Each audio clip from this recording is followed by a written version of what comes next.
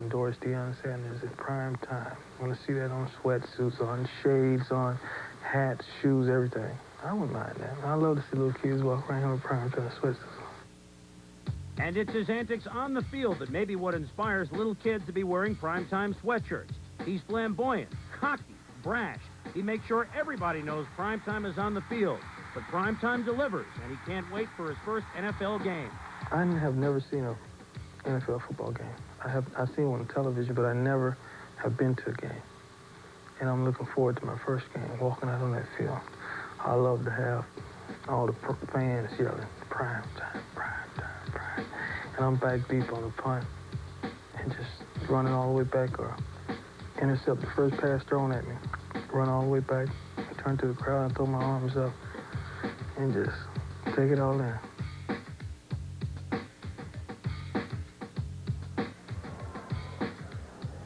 Deion Sanders will be prime time on Peachtree Street now as he's the top pick of the Atlanta Falcons. Certainly will put some people into the stands. A team that had some empty seats last year. However, will he play baseball? He's playing right now Double-A in Albany. There is a possibility that the New York Yankees might upgrade him to Triple-A in Columbus. What about Andrew Kramer? You've talked to Dallas Green. You've talked to Sid Thrift of the Yankees. What about Deion Sanders as a baseball player? Is that real? It is for real. Ironically, I talked to Sid Thrift the day after he had seen Deion play for the first time. Needless to say, he has technical difficulties. First-round selection. When you talk about the draft, you know, it's fine to say it's Mike Ditka's draft. It's never been Mike Ditka's draft or Mike McCaskey's draft. It's the Bears' draft, but it's basically orchestrated by Bill Tobin and his staff. Bill Tobin is the maestro and mastermind of the Bears scouting department. Now, he isn't one of those figurehead personnel chiefs. Tobin prides himself on painstaking preparation and takes a no-frills traditional approach to building the Bears through the draft. These walls are the lifeblood of the Chicago Bears drafting system. In this day and age of computer printouts and specialization, the Bears do it the old-fashioned way. Each card is a handwritten thumbnail sketch of potential draftees. Now, the team must be doing something right because during the 1980s, they've been the most successful team in the draft. When I first talked with Bill Tobin about heading up the scouting department, I asked him what he wanted to do in the way of computerizing the record keeping, and he wanted no part of it. We think it's a very human thing to grade players, and we don't think computers can grade players. I like that we laugh about our computers have legs and faces and minds rather than screens. Film is the Bears' #1 source for grading players, and bleary-eyed scouts spend countless hours as attentive viewers. Scouts are an unusual breed. In fact, best to let them describe themselves. After all, they are the masters of evaluation. I think you probably could be described as an itinerant flesh merchant.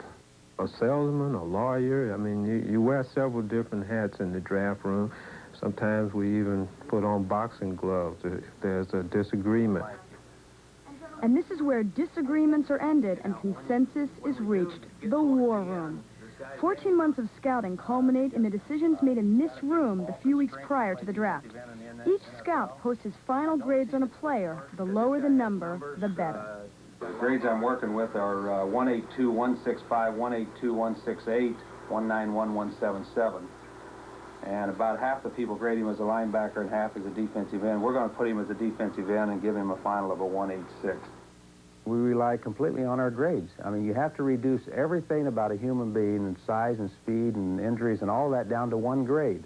And each scout does that, and then we combine all the grades, and I have to put the final Bear grade on all these individuals. Some of the teams go into extensive psychological testing, testing their aggressions, this and that and the other, but we prefer to go about it the old-fashioned way. If he can't block and tackle, he can't play.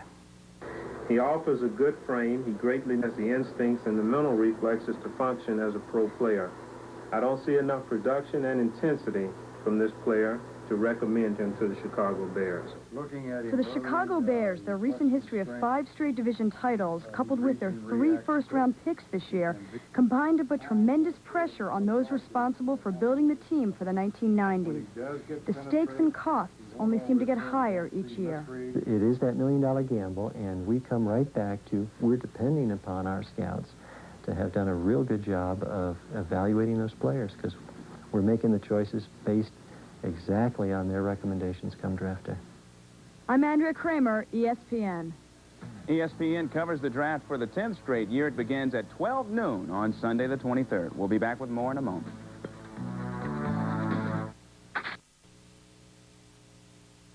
West.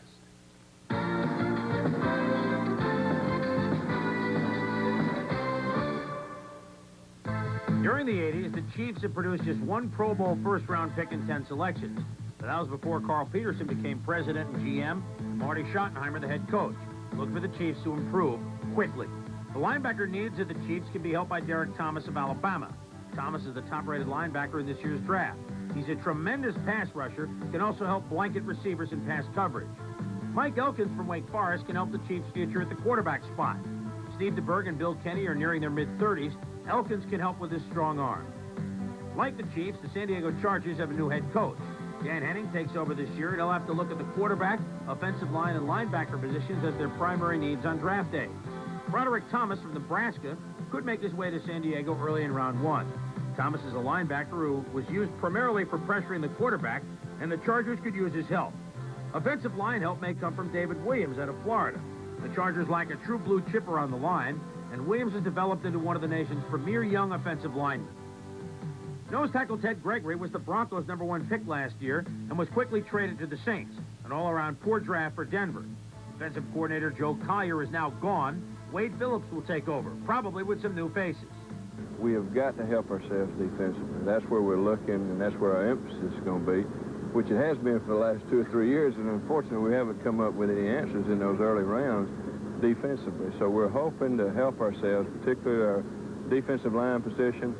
We would also entertain, defensive corners. So we feel like this year we have a better chance than we have in a long time because we got the 13th pick. But the best athlete available with the 13th pick may be fullback Cleveland Gary of Miami of Florida. Gary runs with authority, has quick moves, and has developed into a great receiver. By the way, Broncos' best rusher in average carry last year, John Elway. Enough said. Linebacker Scott Kozak from Oregon may head to Denver in round 2.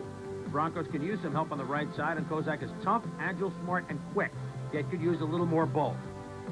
The Seattle Seahawks had a good draft last year with quarterback Kelly Stoffer and wide receiver Brian Blades playing big roles with Seattle's offense. Tom Flores moves into the front office this year, hopes to keep the team moving ahead. Defensive back Carnell Lake from UCLA could fit in with Seattle.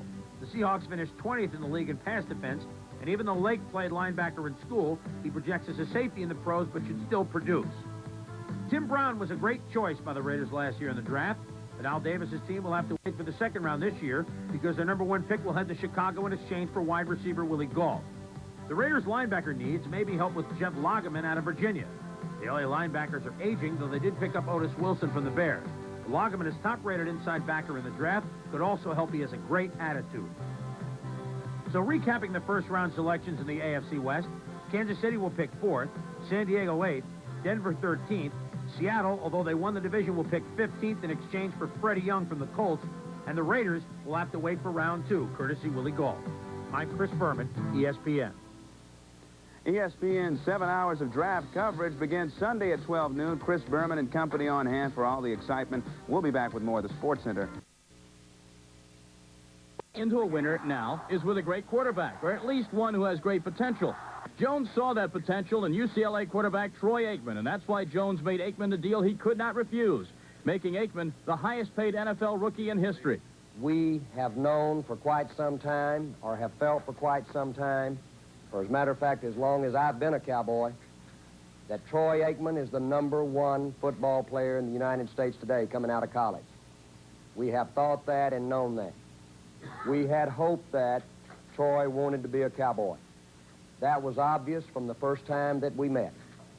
So it's with great pride and great thrill that we're announcing today that Troy is now Troy Aikman with the Dallas Cowboys.